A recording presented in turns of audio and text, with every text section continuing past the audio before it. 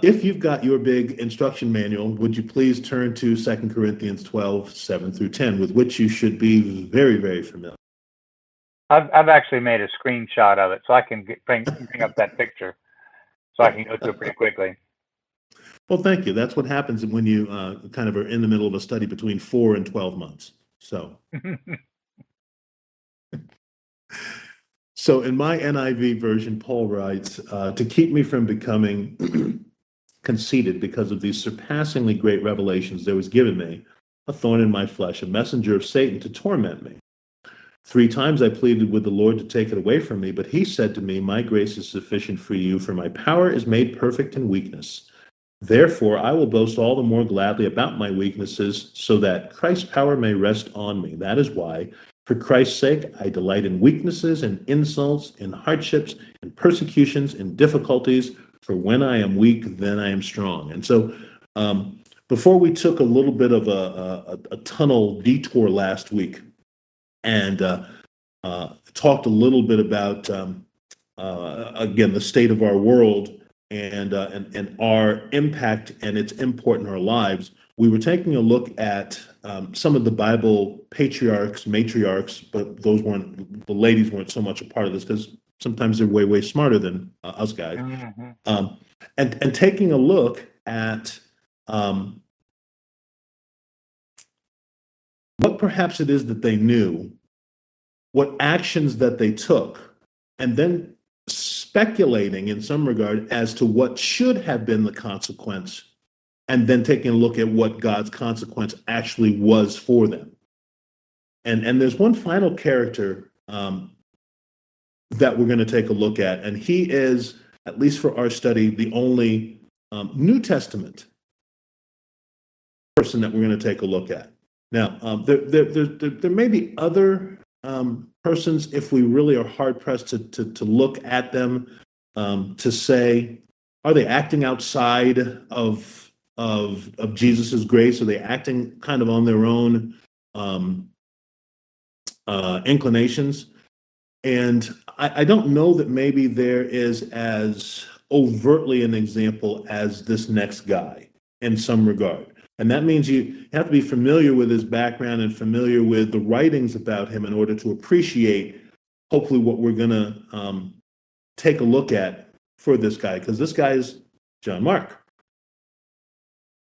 And I've mentioned again that Pastor Bruce is doing a study, has been ongoing in the book of Mark, which we believe is the same John Mark, who was not only companion, but also Guy Friday, Man Friday to Peter.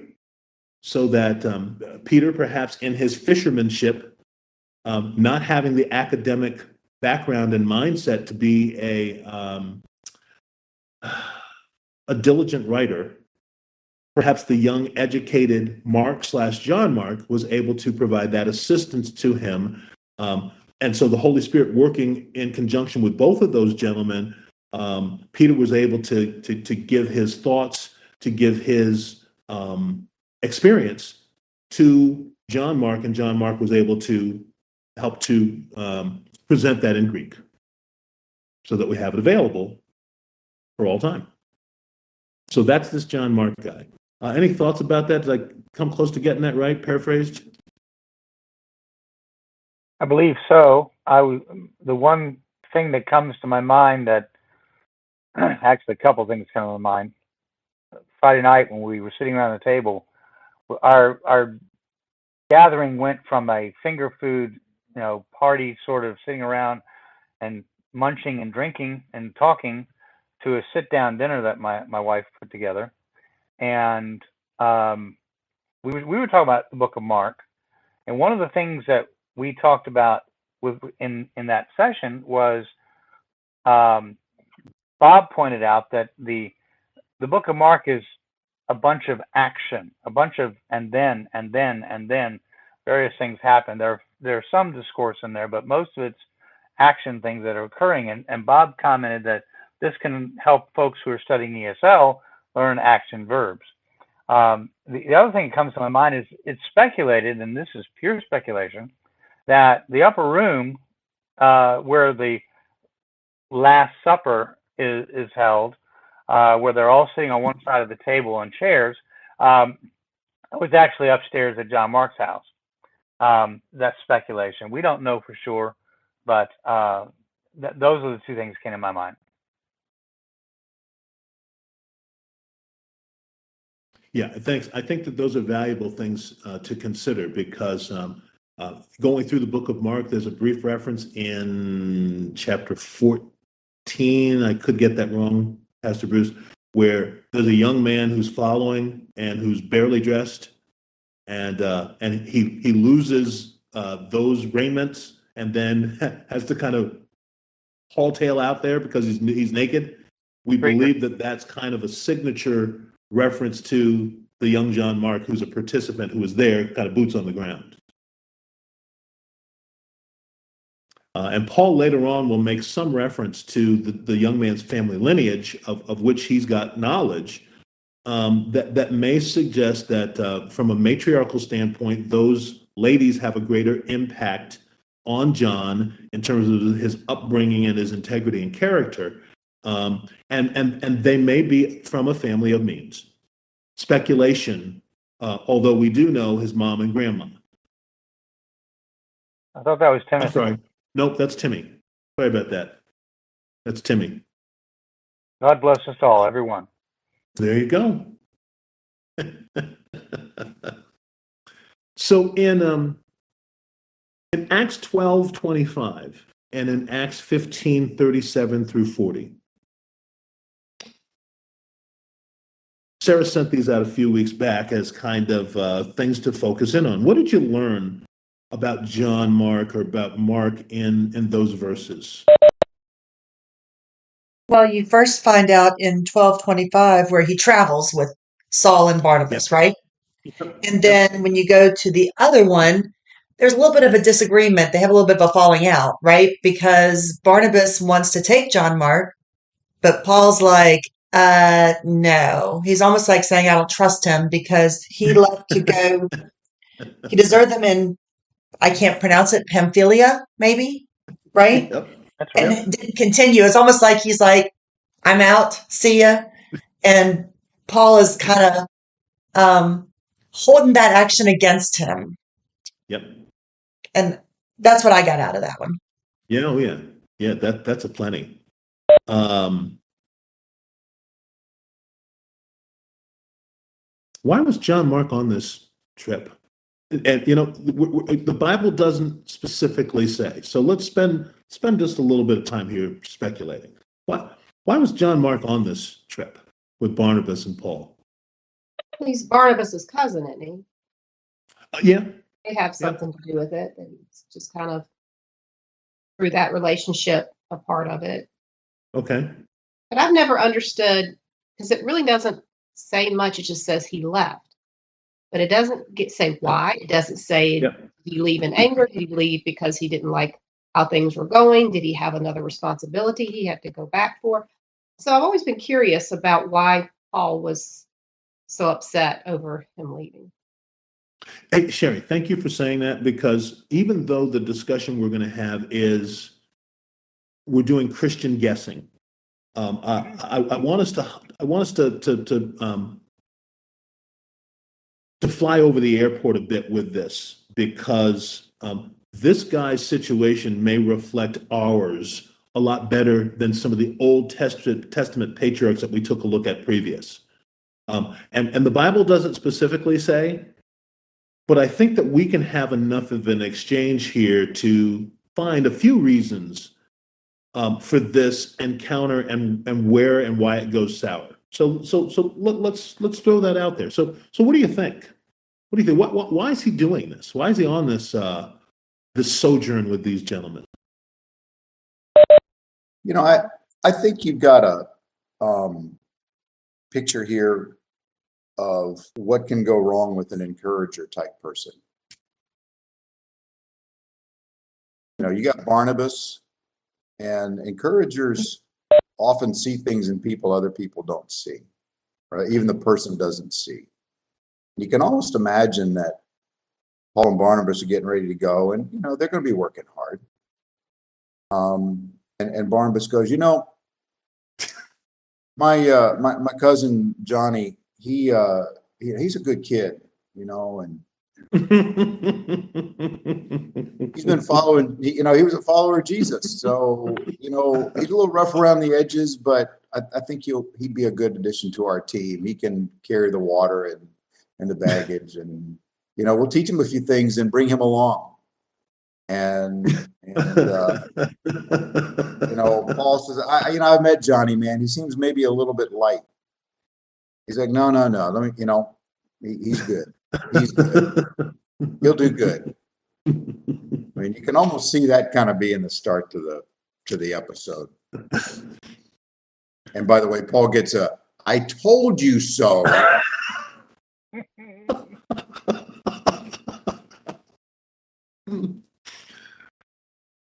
I like that beginning scenario as a possibility. And folks, this is one of those things that is important for us to understand about our giftedness is there's sometimes a weird side to how our giftedness works if we're not aware of what it should look like in its ideal, and then sometimes when we may need to back away and to allow somebody else's giftedness to kind of rule the day, right? Because sometimes if you're a person whose your gift is teaching, you expect everyone, if not to become a teacher, you expect everybody to learn well.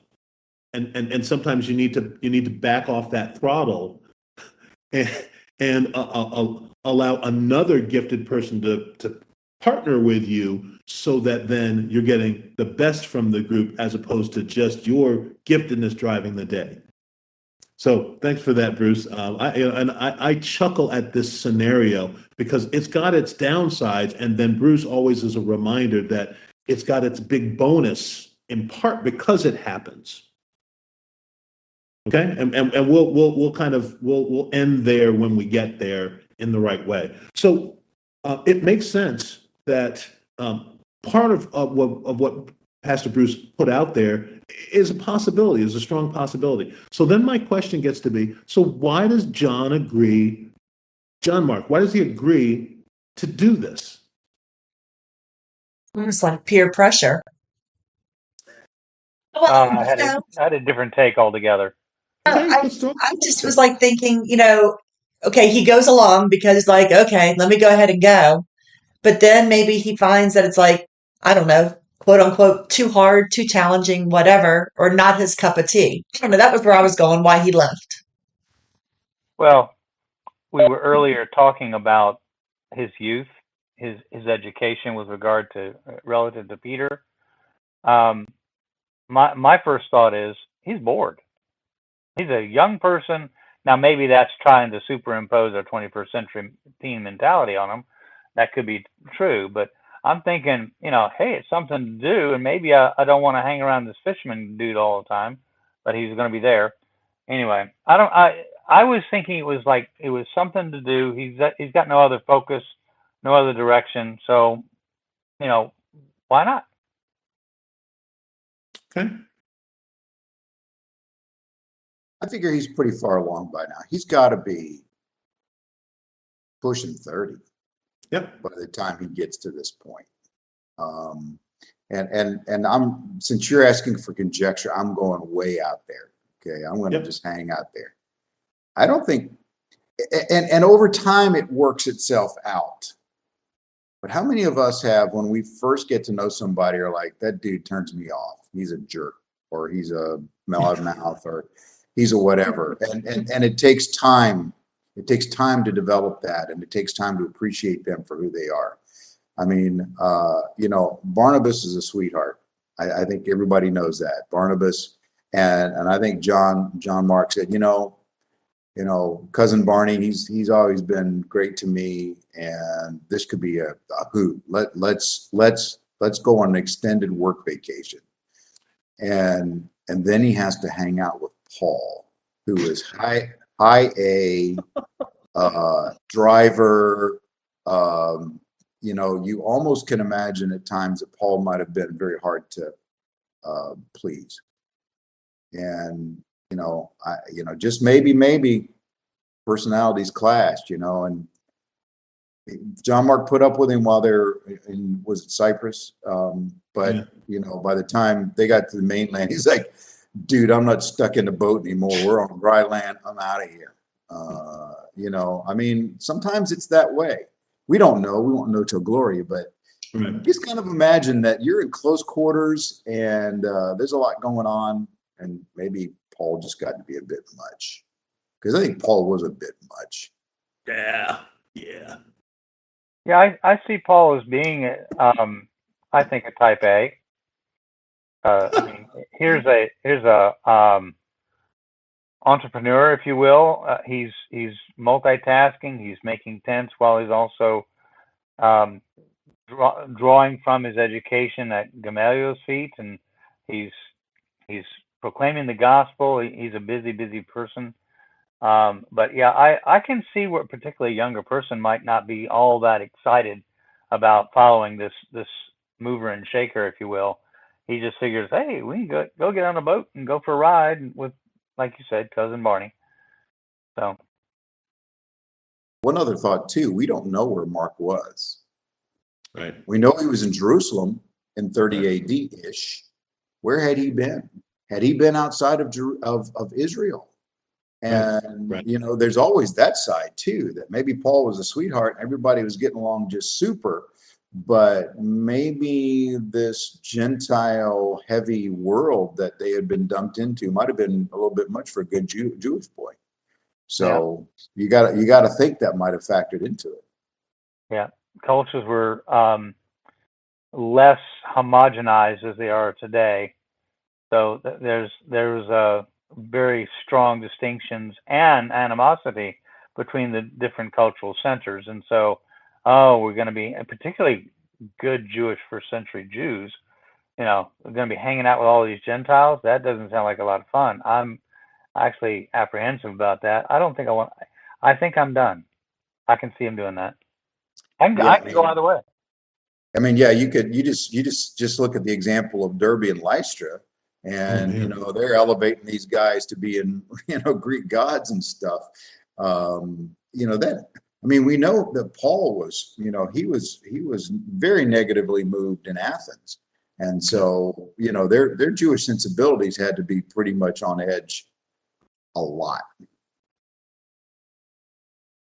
So I've also seen some folks that are speculating on this, and one of the things that they're speculating is that the original plan was to go to Cyprus, and then after Cyprus, return to Jerusalem, and then when they're in Cyprus, they got an introduction to someone else in Antioch, and so we're not going back to Jerusalem. Plans have changed, and he may have been like, well, I signed up for the Cyprus bit, but you know, not this change of plans.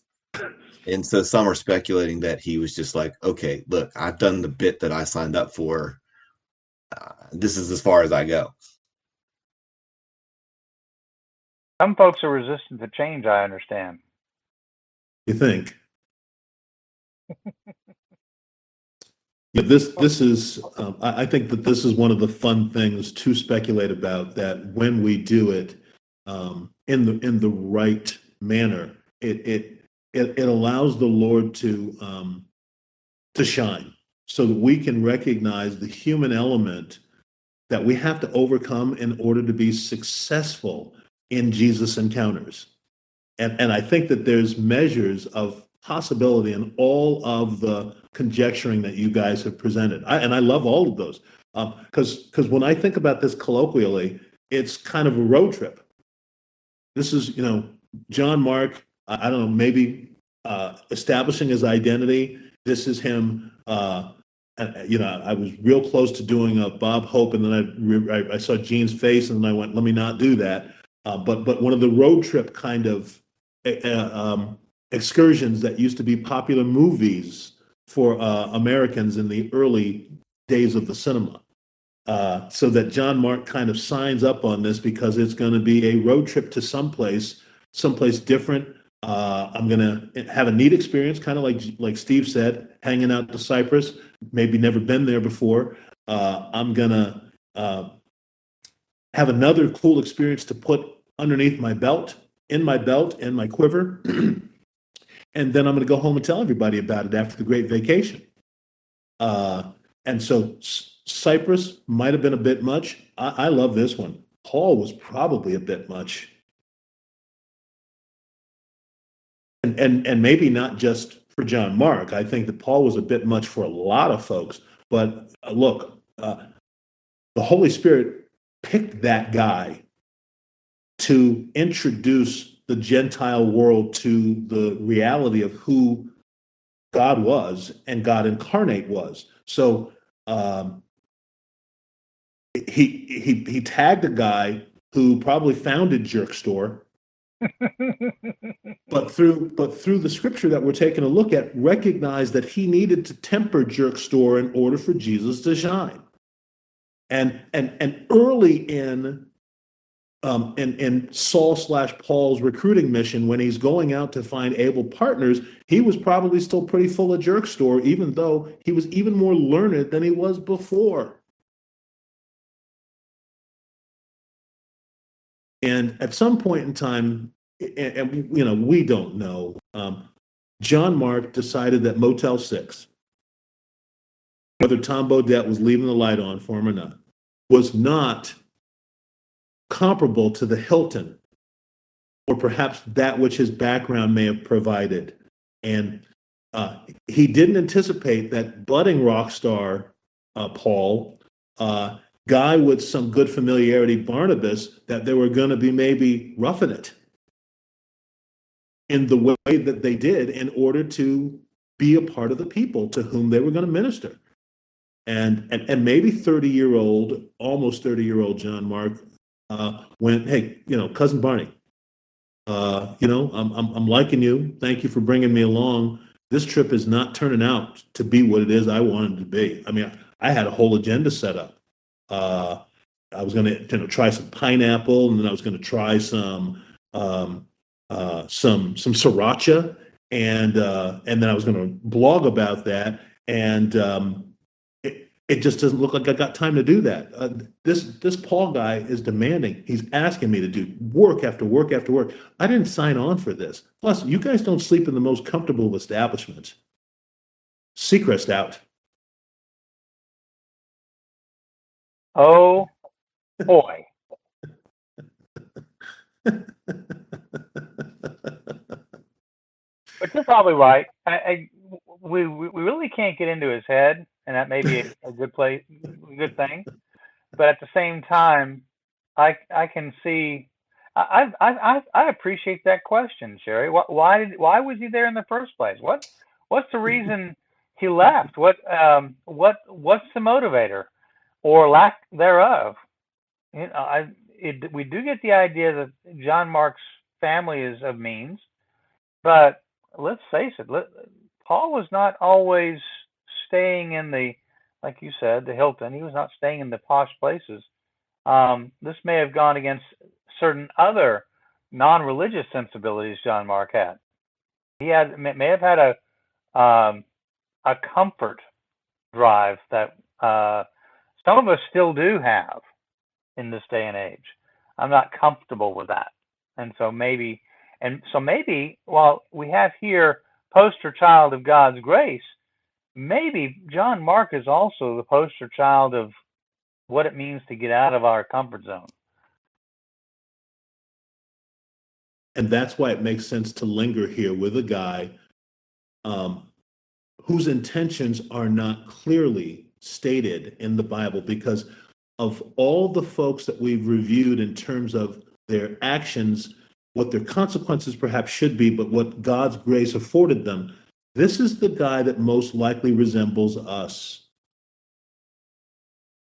Because the question gets to be sometimes, especially think about our beginning discussion in terms of our participation this morning in this climate and in this during the course of our day with the busyness that we all have and our agendas. Why do we even do this? Why are we even doing this? What do we get out of this? Is that a real question? No, it's rhetorical, but go ahead, Gene. If you want to respond to that, go ahead, because That's sometimes the question that I have when I have to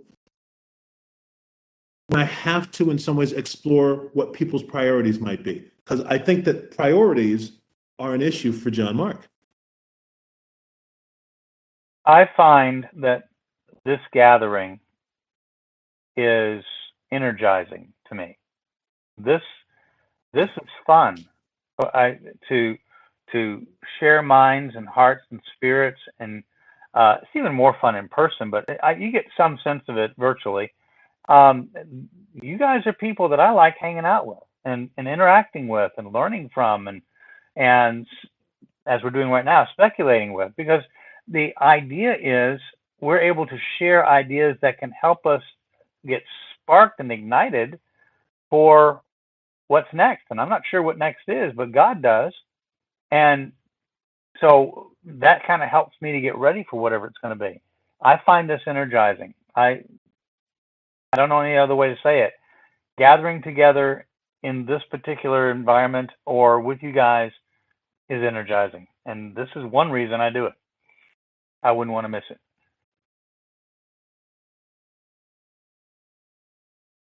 This John Mark discussion has a lot of that question to answer, and to discuss if you are right-minded about it, which is, why does he go on the trip to start?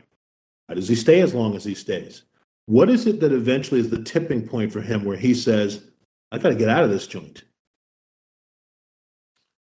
I think that there is a relevancy for today's churchgoers, for today's church gatherers, especially if you've got a virtual kind of presentation and you're tuning into it. The question gets to be, why?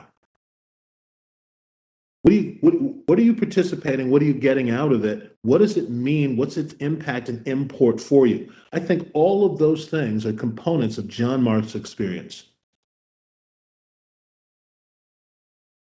You know, when you asked that, I was thinking about a brief conversation I had on Wednesday night with somebody who came to the Bible study, who, when I said something about seeing them on Sunday, said they weren't going to be there because they were going to go watch a football game.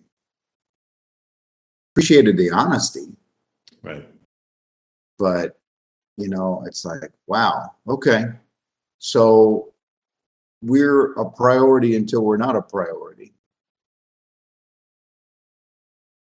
And I got to be honest with you, through many years of being a believer and an active churchgoer and a pastor and leader, I still don't have a good answer for someone when they say something like that. I mean, I could go super,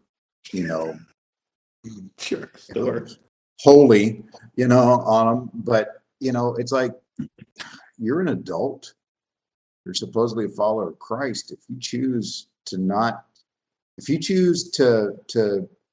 go with your sports buddies versus gathering with people who are supposedly connected to you at a pretty substantial level, I don't have a good answer for that. I'm not the Holy Spirit. And I mean, you can take that in any kind of permutation. That is a very simple, illustration of what I think you're getting at. Because then my question is, well, why do you come when you come? What's motivating you? If it's that tenuous, and the only word that bubbles through my brain is obligation. It's the only place I can go. Yet at the same time, I kind of think of this, as you're saying it, this John Mark thing. It's like, well, I got to kind of meet them where they are and hope that the Lord's going to grow them. But I think John Mark grew because of what happened later with Barnabas and him. And so it's like, we don't always have that opportunity to get into people's lives in the same way. So I think lots of times all they can do is continue to kind of bump their butt along the bottom rung. I don't know. Just, that was probably more question than answer. Oh, no, well, great. I appreciate that, because we have seen people when we're in a building that would show up on a Sunday, or back in the day when there was a Wednesday, unless there was something in their minds better going on, that they would be rather going to that instead. And I that's what I thought of immediately when you mentioned the football game. Now, I was talking to a fellow this past week who came to his Tucker's 50th class reunion, and he was all talking about football, and I had to own up. When I was at Freeman, I didn't go to a single football game. I went to one dance and left because the music was too loud. So people have different kinds of experience. Laugh at me. Go ahead. I appreciate that. I'm laughing with you. I appreciate that, because I'm the fun thing there is I'm feeling like maybe I was born an old man. So as a teenager, it was too loud for me then. I never went back. Didn't see a sense in going. But the point I'm trying to get to is folks would come to see us when there wasn't something else in their mind better to do.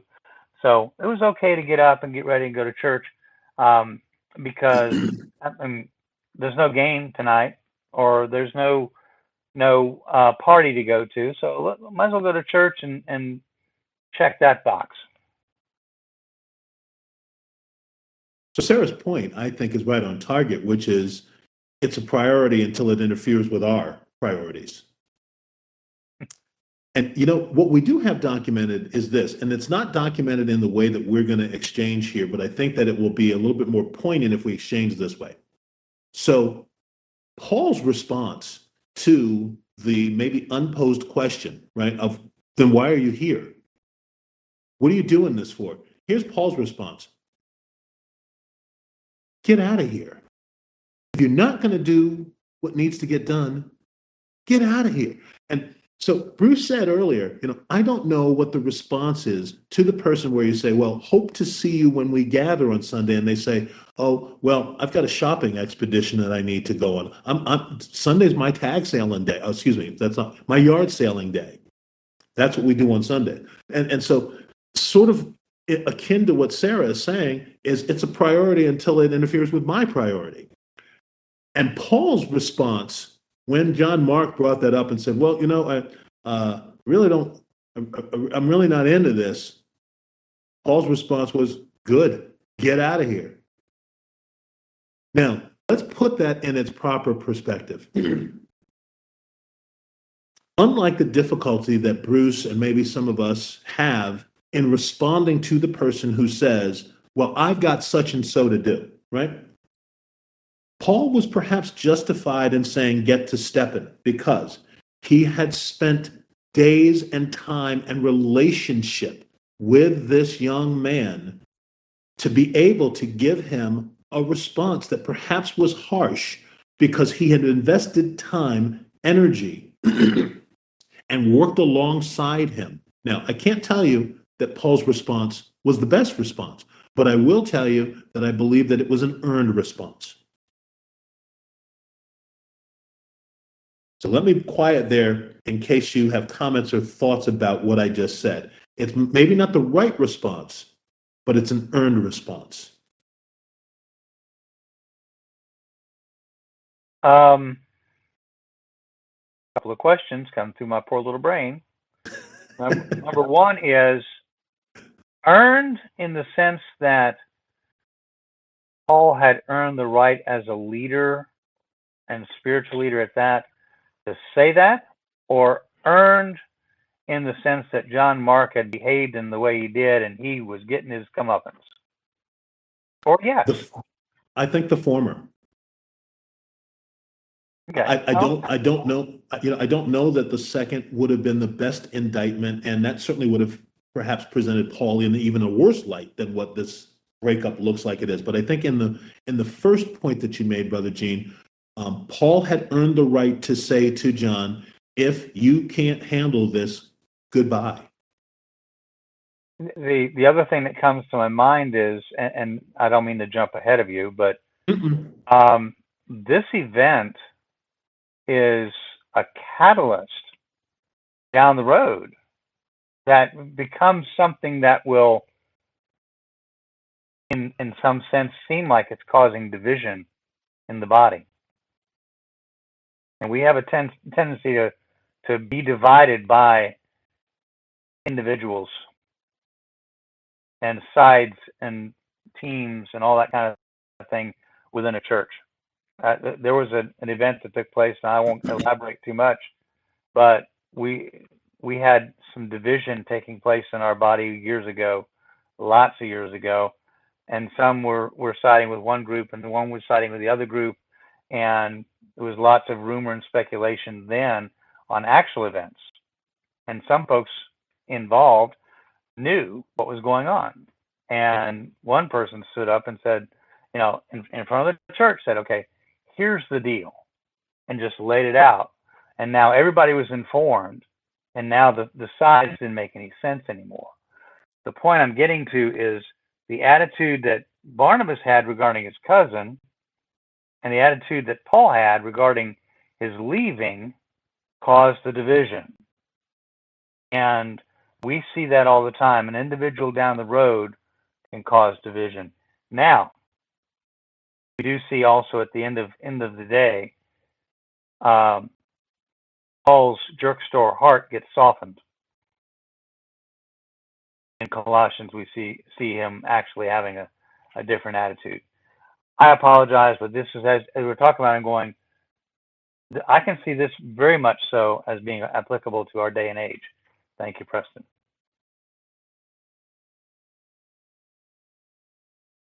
Just to come on the back of that quickly, the earning the right, I've thought for many years, has to do with relationship. In our day and age, having authority, and you got to be careful because you get into the whole lording it over thing. Having authority over someone has very little shelf life.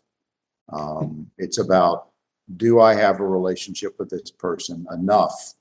And I had this happen. I've had this happen in church many years ago. I remember somebody wanted to call somebody out.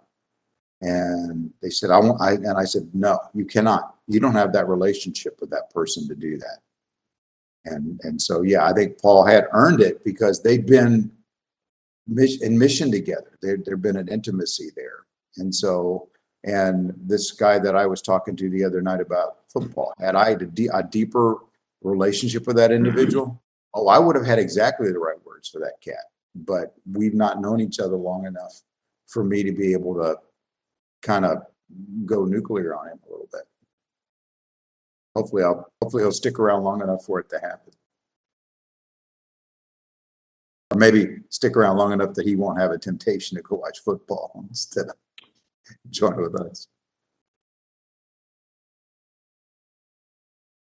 You know, I don't know, when I take a look at some of these persons that we've highlighted for this character study and application of 2 Corinthians 12, 7 through 10, 12, 7 through 10.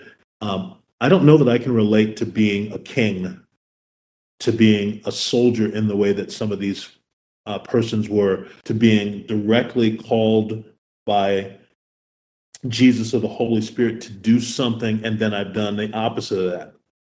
But I can get my head around kind of putting myself into John Mark's shoes, biting off something that's a little bit bigger than I understood it to be, and having all the good intentions up front, and then realizing, I hate this. I absolutely hate this. And then looking to bow out, but I've got a whole lot of obligations and responsibility. And so the question is, do I bow out and leave those things unaddressed, or do I stick in and just make myself more miserable?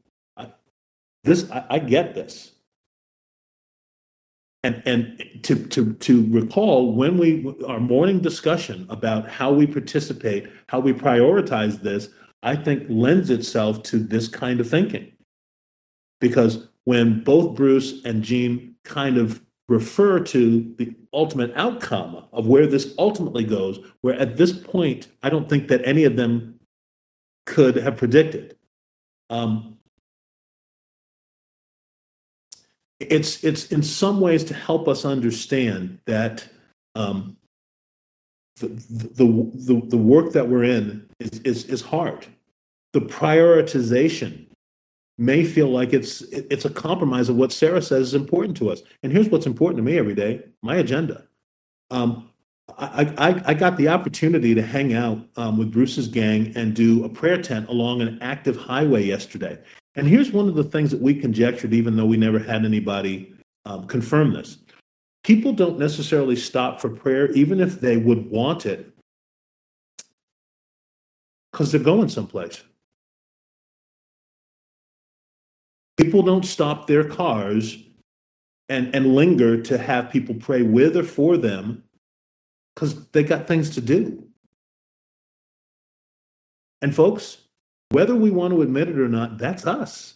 That's why there can be an interruption in when we gather to honor the Lord Jesus, because I got things to do. And if this meeting stuff interferes with my things to do, I like Jesus a lot. Like him, but I got things to do. And folks, if we're being honest about that, especially as Americans and as Westerners, my things to do are more important than whatever it is I think I'm supposed to be about on Sunday or whenever our gathering time is. So I just threw a grenade into the room. Go ahead, your response. By the way, Sarah, you said that. I had someone. Oh, okay. So we're going to put it on to Sarah. Yes. You are the weakest link. Goodbye.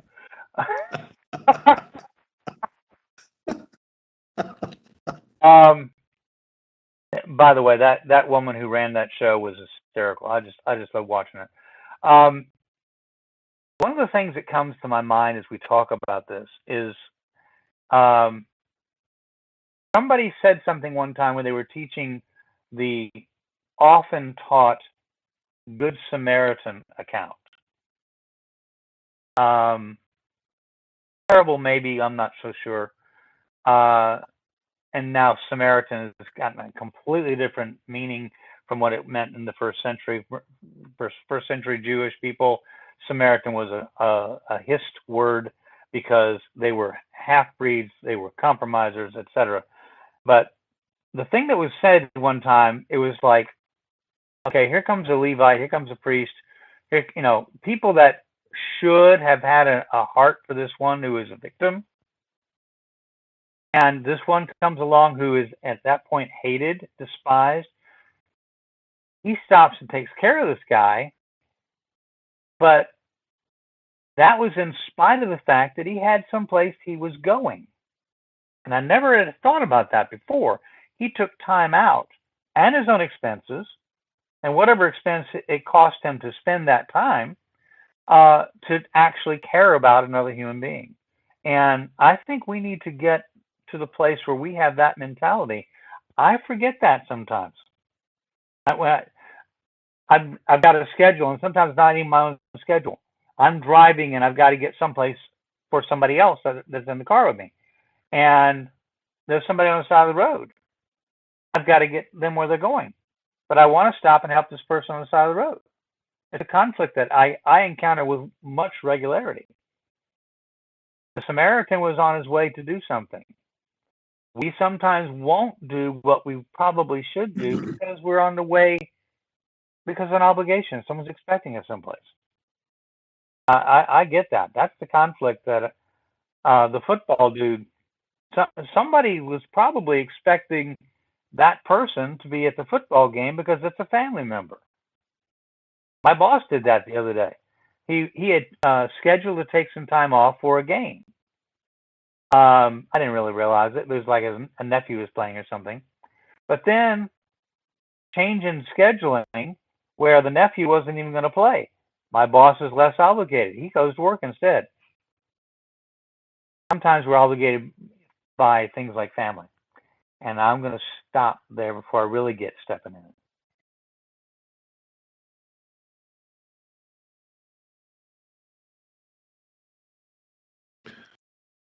The redundant, sickening question that's posed weekly about Jesus encounters lends itself to part of your discussion, Brother Gene. And let me give you an example of this.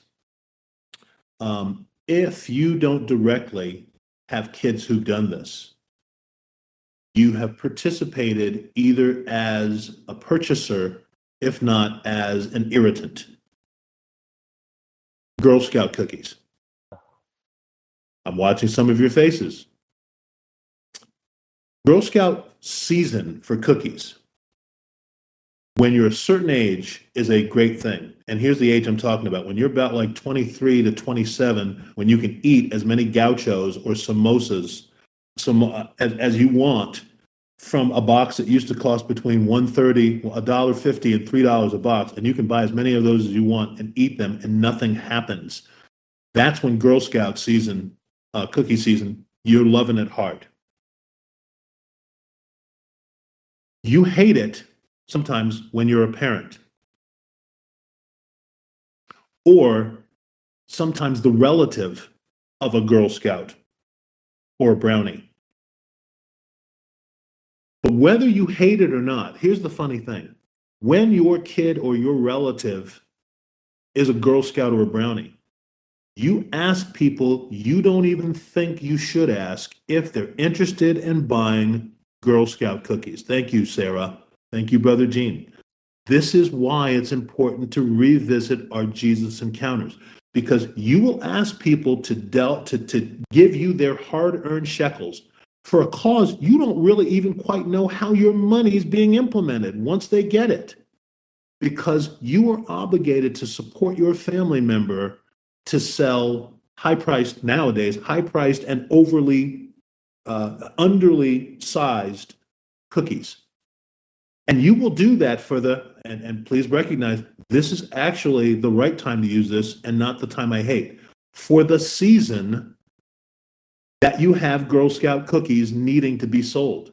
You will ask people at work and relatives you haven't even talked to in years in order to meet the threshold of your Girl Scout brownie member of your family so she can be Cookie Girl Scout of the Year.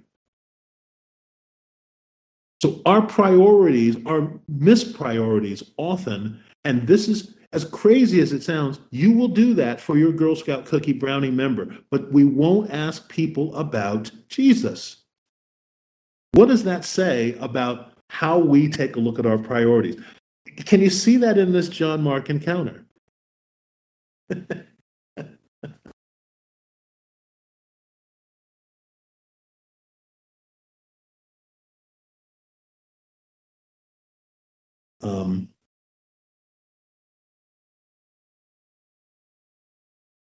Gene has kind of commented on this, and I think Steve has made this point in the past.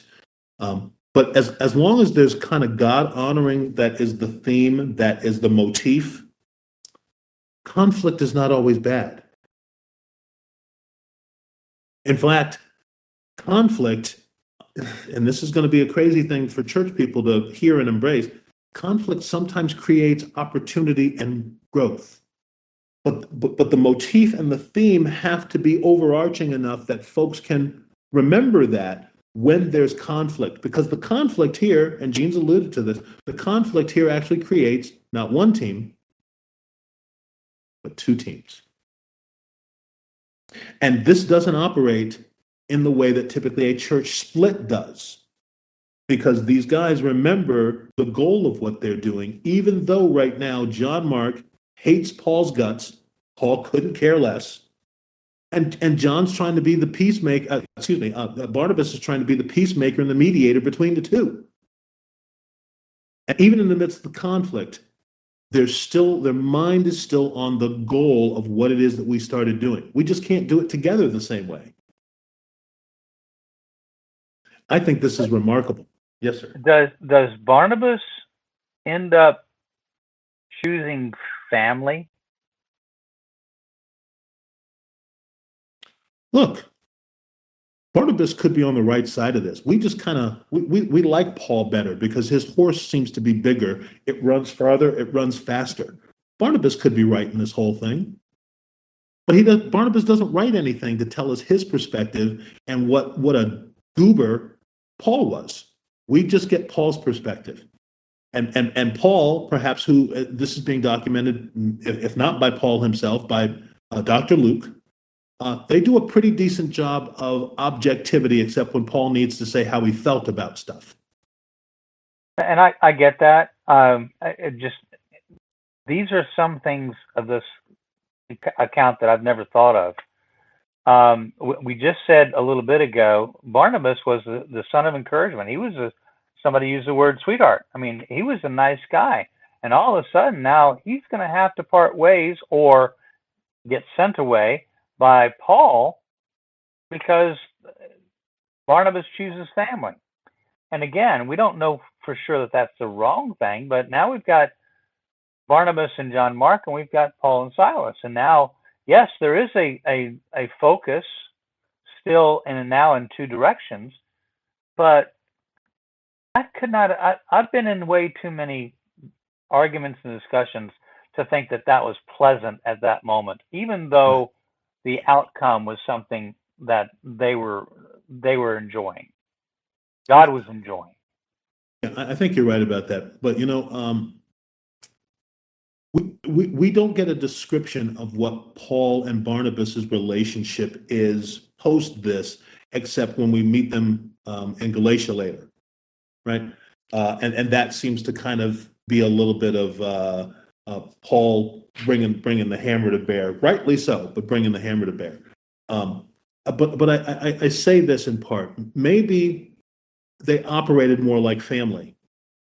And certainly the disagreement was hot in the air, but they could part in such a way where they went, look, I can't deal with this way anymore. What we need to get done with the mission is more important than the way I feel about stuff. So you take your guy and you go out that way, and I'm going to take this guy who seems to be effective, and we're going to attend to the mission. And then let's meet up in a month and 3 months time through correspondence, and let's figure out how well we're doing this.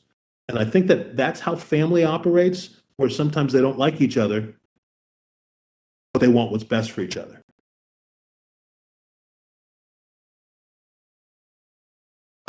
I'm still trying to put myself into John Mark's shoes a little bit. Yeah. Because you kind of think about him, and here's this young man, and you have to think about the things that he witnessed while he was in Jerusalem. He's witnessing the things that Jesus is doing, his arrest, all those things, the Last Supper, the arrival of the Holy Spirit. And he's got to be pretty fired up about that, right? And now this opportunity comes for him to go with Paul and Barnabas. And he's probably like, yeah, I'm excited. I'm in. Let's go. Without really understanding what he's getting himself in for. And so he goes and then gets a taste of it. And he's like, whoa, this seems a bit too big for me, and then you think about it, you sort of read in scriptures like, well, and at this point he departs from them. Well, at this point in time, that's no minor thing. It's not like he's buying a plane ticket at the local airport and just hopping a ride and flying back to Jerusalem.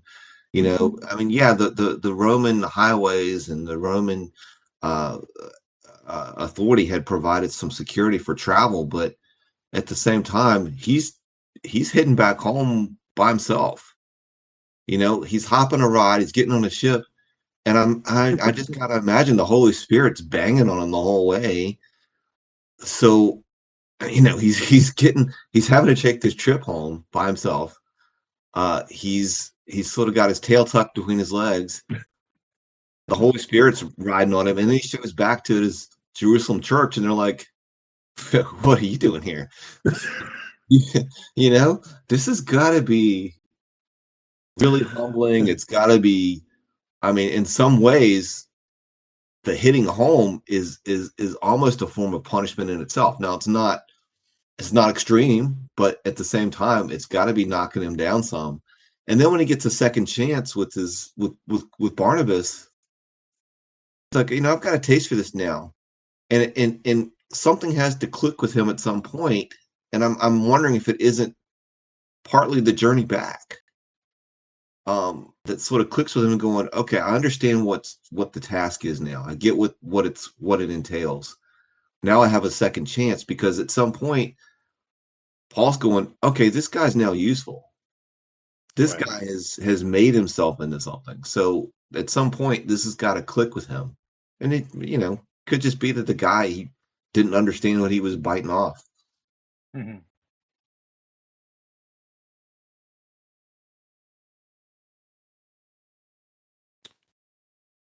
So I think that the folks that are among us that are supposed to be more mature have to build in a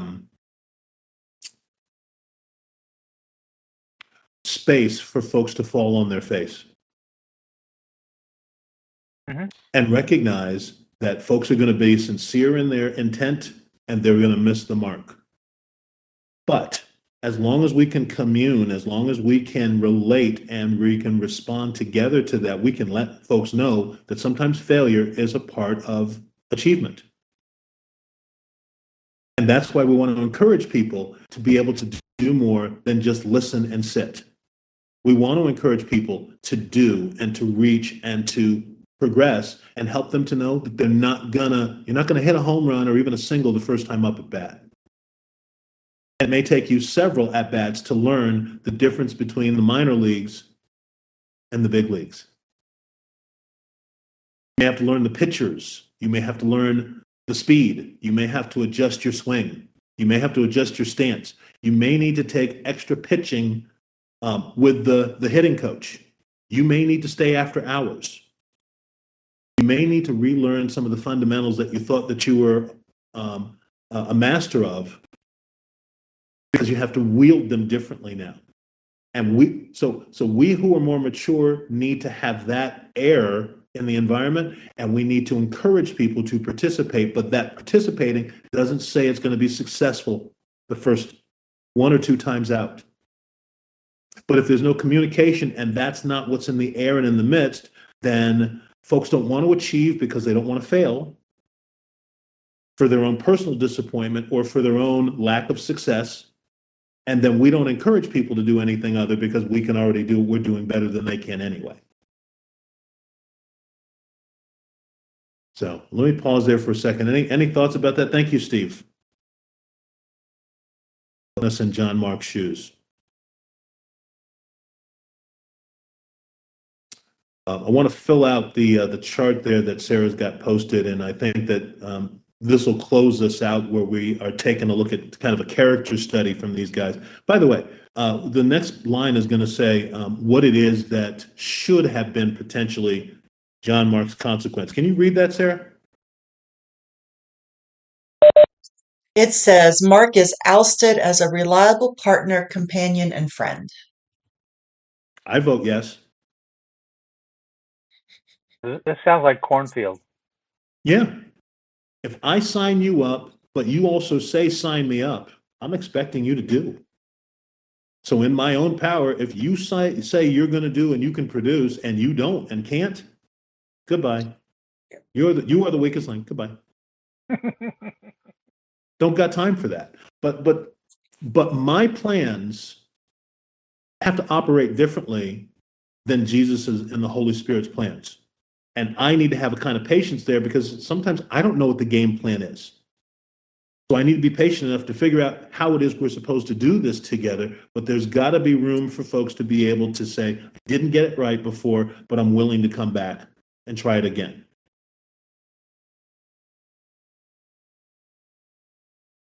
I thank the Lord for such compassion among his people and him. Because I recall very vividly as a youth pastor standing up in front of the youth group to teach, thinking I had something. And in 5 minutes, I had told everything I knew about the Bible and had to figure out what to do with the rest of the time. So, God is good. I struggle with this one personally, Brother Gene, and I'm glad that you've got that magnanimous spirit to be able to have received that and then able to maybe to offer it to other folks. Let me tell you where this comes into play for me. I would have a really tough time with perhaps someone who worshiped with us previous to Pastor Bruce's departure and presenting themselves as poorly as perhaps they did, coming back saying, I'd like to join you again now. I'd have a really tough time with some of that because some of those folks generated a lot of vitriol. And it would be a tough situation for me to be Barnabas there. I can see taking Paul's standpoint, which is To quote a Linda Ronstadt song, "You're no good, you're no good, you're no good, baby, you're no good." So I don't have the countenance, I don't have the bandwidth to invite you on board again, because the last time we spent time together, it was bad. That's where Paul's perspective is. And so you've got more of the Barnabas capacity, Brother Gene. And by the way, I think that's sometimes how the Lord knits us together, right? Is they put some Pauls together and they put some Barnabases together, and you get some Silases and some Timothys and some John Marks, right? And sometimes you got to figure out how that works in community.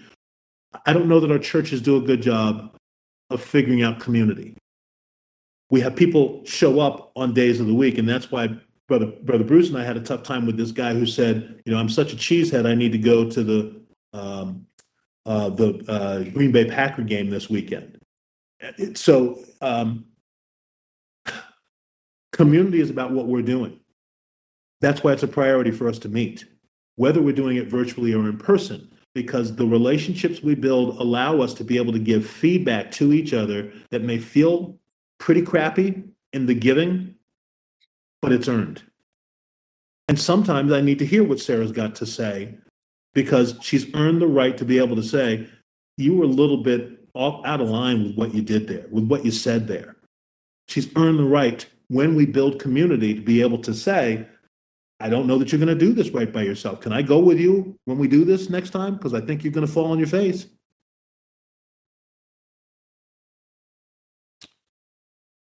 What Yahweh's grace affords John Mark is the next thing that shows up there. Would you read that too, Sarah? Sure. It says Barnabas, quote unquote, adopts Mark and continues evangelistic Gentile travels apart from Paul. And the end result of that is ultimately we see Paul petitioning John Mark to be sent to him because he's of grand service. Yes, Brother Gene. Nothing. I just I had a little noise in here. I was trying to isolate out.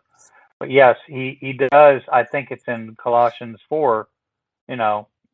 Let's respect this guy, because he's actually been useful at some point. Kind of an Onesimus sort of thing.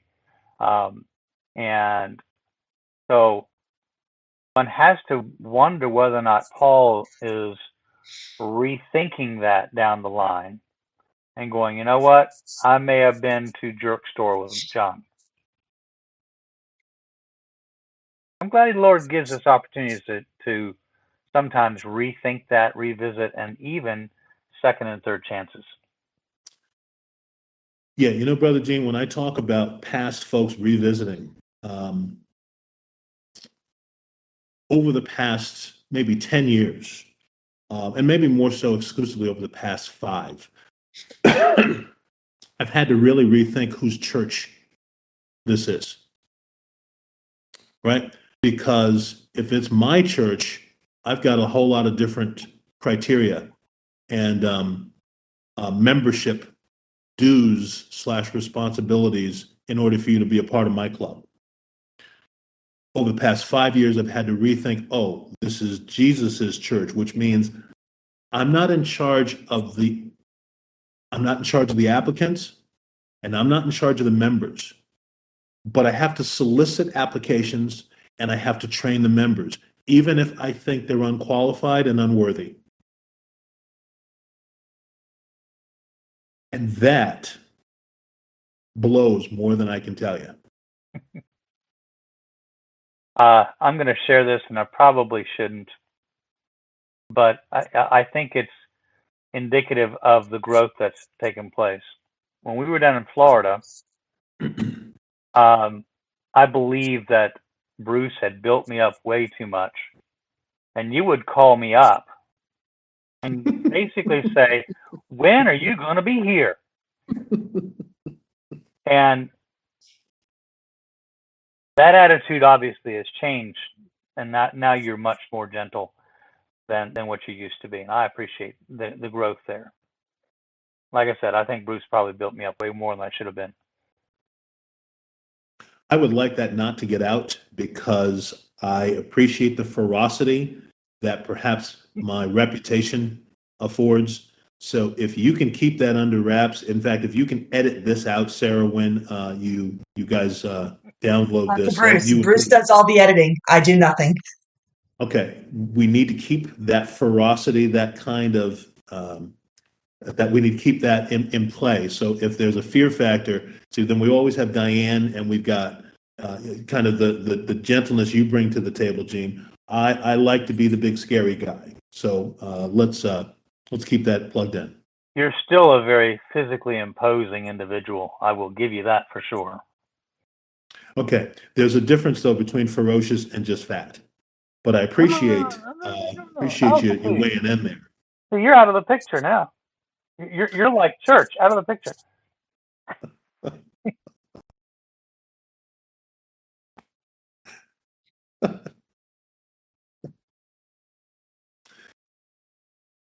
Yes, sir. You know, could you get that look from me? That was pretty cool. You know, I don't know that I ever thought about this quite this way. I think I have somewhat. You know, the Barnabas adopting Mark. I've always had this thought that, you know, when you hang out with the encourager, you're going to go places, right? But, you know, I'm thinking more about it in the grace perspective, as you put it out there, is that it's actually 2 Timothy chapter 4, where Paul tells Timothy, bring Mark to me because he's useful to me. And you know, it's an amazing thing if you think about it. 2 Timothy is well regarded as being Paul's last letter. Paul's facing imminent death. And I know this, I'm pretty sure about this, when you're at the end of your life, you're going to want the people you value the most to be in your circle. And so God's grace not only had Mark hang with Barnabas, but I got to think Barnabas really was used by God to do a great work in Mark's life. He, you know, whether he had a role in bringing these two men back together, I don't know, but it's obvious that Mark grew up a lot and engaged in the evangelistic activities there in Asia and Europe, and to the point that at the end of his life, a lot of people had left Paul. They were gone. And we know Timothy was like a son to him. I mean, he wanted him, but to think that his inner circle at the end of his life was where John Mark came to, considering where he started, and that God's grace put him in Barnabas' circle. That's phenomenal if you really want to think about it. We're talking about zero to hero in a very real sense. And so, yeah, I don't think we can ever overlook that. And I'm so thankful that, you know, we kind of sometimes in these letters, especially, we get to the, you know, say hey parts at the ends, and it's not theological anymore. It's just kind of the chess pieces moving around, but it's got a lot to teach us. You know, and again, we speculate a great deal, but I'm glad the Lord, you know, gave us that little Easter egg there at the back end, because that's pretty powerful in regards to what you're talking about today. I agree, Pastor Bruce. I get very excited about watching Mark's growth, if we can chart it that way, because John Mark doesn't deserve, from what it is that we observe in his failure to launch, he doesn't deserve to be a part of Paul's inner circle when it's of most important to Paul. But the grace of Jesus allows him, outside of his own machinations, to be called for when Paul wants those most important to gather around to him. That is amazing grace. That's amazing grace, because that's not what John Mark deserves. So thank you for letting me cut into extra time. Folks, look, I'm energized when we gather, whether it's at 9:30 in the morning or it's at 3:30 in the morning. And Brother Gene knows I hate mornings, but I get to do this with us. So it's got a whole different impact and import than the regularness of my mornings on other days when I don't get to do this.